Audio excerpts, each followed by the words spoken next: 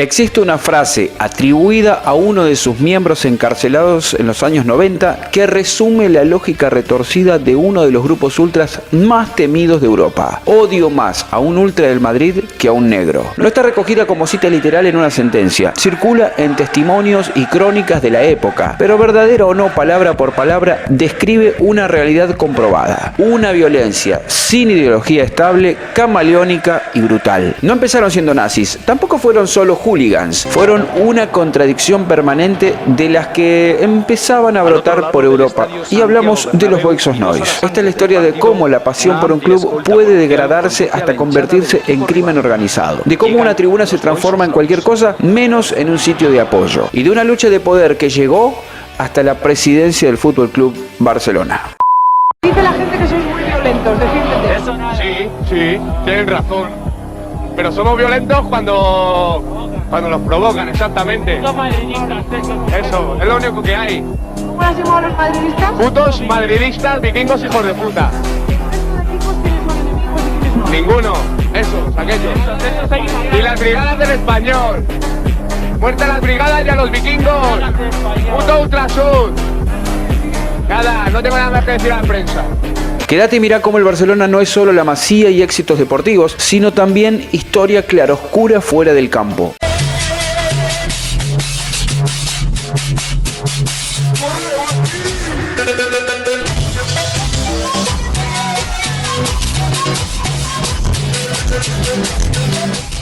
Corría el año 1981. Barcelona llevaba 7 temporadas sin ganar la Liga.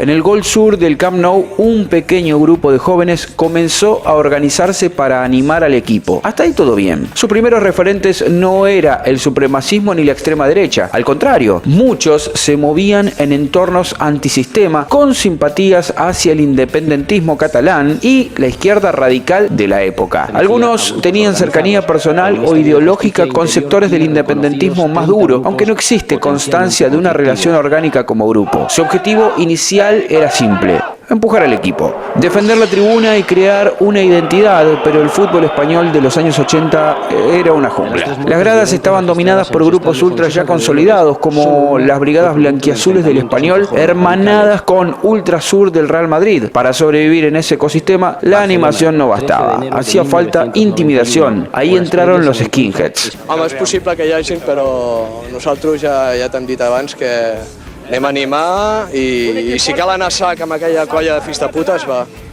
Però en principi no tenim pensat atacar pericos pel sol fet de ser pericos. Ara, amb les brigades, si venen...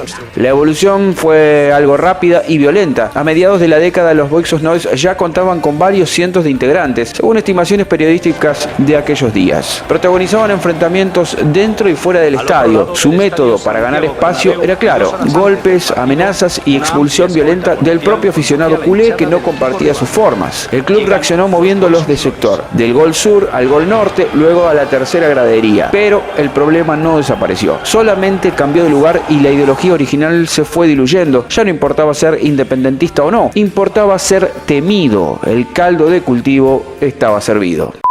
El 13 de enero de 1991 marcó un antes y un después. Ese día el Barcelona no jugaba, el Español sí. En el estadio de Sarria se había disputado un partido contra el Sporting de Gijón. A la salida, un grupo de 5 Boys of Noise se desplazó hasta la zona buscando confrontación. No fue una pelea entre hinchas, fue directamente un ataque. Frédéric Kiki Ruquier, de 20 años, seguidor del Español, fue apuñalado mortalmente. José María Arbolés, de 16, logró escapar gravemente herido. Ruquier se convirtió en una de las primeras víctimas mortales claramente atribuibles a la violencia ultra en el fútbol español. Según recogen crónicas judiciales y periodísticas de la época, uno de los agresores llegó a jactarse del ataque con una crudeza que estremeció incluso a los investigadores. El superviviente de la agresión los identificó y 4 de ellos admitieron su incriminación durante la reconstrucción judicial que se llevó a cabo. Los 5 implicados fueron detenidos y juzgados. En 1994 la audiencia de Barcelona dictó condenas que, sumadas, alcanzaban varias varias decenas de años de prisión. En 1996, el Tribunal Supremo endureció las penas,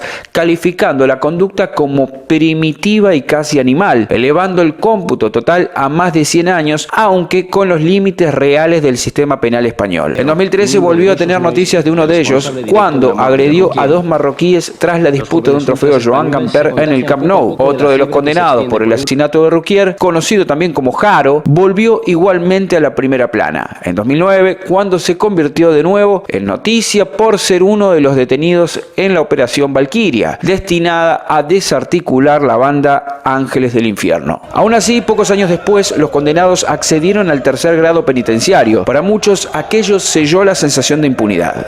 Tras el asesinato, los Boys of Noise dejaron de esconder su verdadera naturaleza. Dejaban de ser solamente un grupo ultra para ser una estructura violenta y organizada. Apareció la facción conocida como Casuals, inspirada en hooligans ingleses sin símbolos visibles, ropa de marca, movilidad total. Su objetivo ya no era animar sino controlar territorio. Su actividad se diversificó: peleas concertadas, tráfico de drogas, intimidación y más. Y su mayor fuente de poder seguía siendo el Camp Nou. ¿Solo el Camp Nou? Bueno, sinceramente los Casuals merecerían un video aparte. Durante los años 90, distintas investigaciones periodísticas denunciaron un contexto de tolerancia, inacción y pactos informales entre el club y el grupo, especialmente durante la presidencia de Josep Luis Núñez. No hubo pruebas judiciales de complicidad directa, pero sí numerosos testimonios que hablaban de un equilibrio frágil. Mientras no hubiera violencia visible en el estadio, el problema se contenía. Ese equilibrio saltó por los aires a finales de la década. El 20 de diciembre de 1997 murió Sergi Soto. No creó la división interna, pero sí visibilizó una fractura que ya existía. Antes de un Barça Atlético, el club aceptó guardar un minuto de silencio. Parte del estadio respondió con gritos de "fuera nazis del Camp Nou".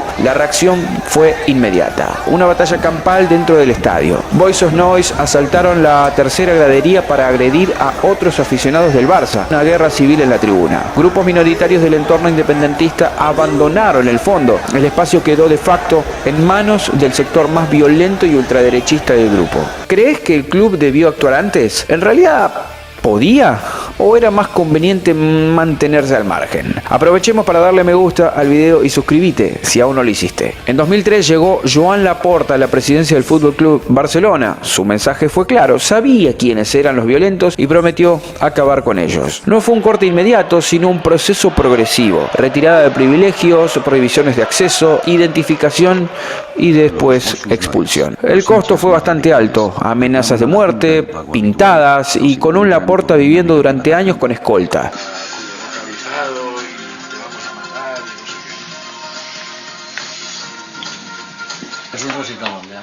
La policía sospecha que los hinchas radicales no son los únicos involucrados en la trama.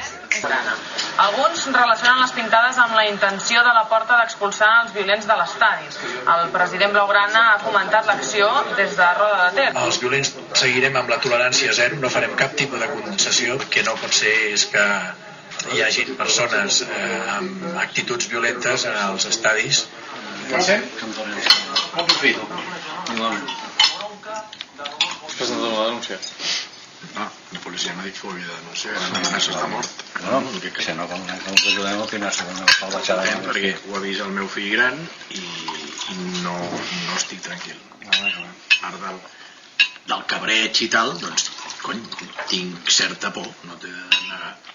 Un ex miembro del grupo declaró años después a la revista Panenka: con Núñez había un pacto, no liarla adentro y que no nos tocaran. Laporta rompió eso. La expulsión del estadio no eliminó al grupo, pero sí lo transformó. Durante los mandatos posteriores, la presión osciló. Hubo repuntes de incidentes fuera del estadio. En 2019, por ejemplo, la Comisión Estatal contra la Violencia declaró a los Boys of Noise grupo peligroso, prohibiendo su simbología. El golpe más duro llegó el 2 de noviembre de 2021. Una macrooperación policial detuvo a 14 miembros de su cúpula criminal. Se incautaron armas de fuego, grandes cantidades de dinero en efectivo, drogas y material supremacista. Los delitos investigados incluían tráfico de drogas, prostitución, blanqueo de capitales y tenencia ilícita de armas. Un investigador resumió así la operación: cara A era el fútbol, su cara B la delincuencia organizada. Hoy los Boys of Noise, como grupo organizado dominante en la grada ya no existen, pero su historia no terminó. Se hicieron presentes en 2025 en la final de la Copa del Rey en Sevilla, justamente ante Real Madrid.